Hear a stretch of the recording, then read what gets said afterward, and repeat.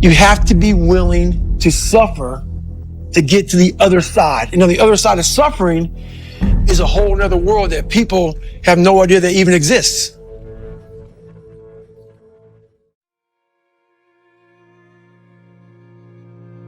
From the very beginning, how I became who I am today, I grew up very soft, very insecure.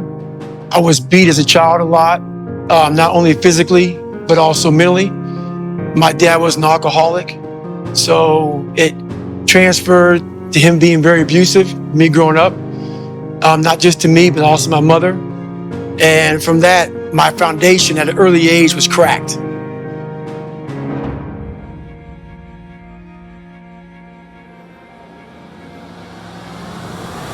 I was obsessed with Rocky. When I was a kid, I'd come home every day and I watched this fucking show Rocky. And I would fast forward to round 14. Round 14 f***ed me up like nobody's business. When Apollo Creed beat the f***ing shit out of Rocky, he kept fighting. He was a dumb fighter, couldn't read, that was me. Apollo beat the shit out of him. He was in that corner and everybody was saying, stay the f*** down. Him getting up, Apollo Creed raised his arms up in the air, turned around, thought he won the fight. He turns around and sees this guy getting up, and it was the face of Apollo Creed that changed my life. Just by that mother getting up, not winning. Apollo Creed was champ. He's the best. Rocky had taken his soul. His head goes down. He looks at him like, what the are you? I wanted to be that. Not Rocky. I wanted to be the guy that people looked at. I don't care if you like me or didn't like. I don't care. But said this mother is going to keep coming after whatever the is in front of him. I wanted that worse than anything in the world. I wanted to feel something besides defeat. I wanted to just go the distance. And that going the distance pushed me to a point of where now I go way past the distance.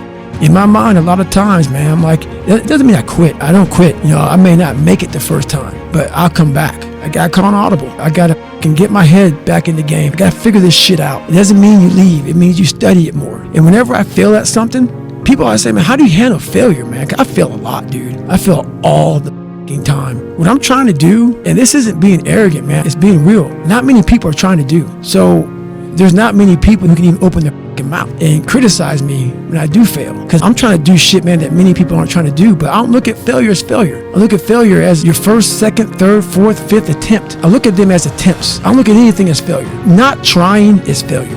But when you're able to go out there is no failure. It's attempts. Because when you're trying to do something that's bigger than whatever you are, if you're paralyzed, you're trying to walk one step and you didn't fail, that was your first attempt. If that's your biggest thing, that's how your mindset needs to go into everything. Failure is a big word, like that gets people down and shit. We give so much power to words. I don't. I take the power right away. I didn't fail shit. I'm back, mother.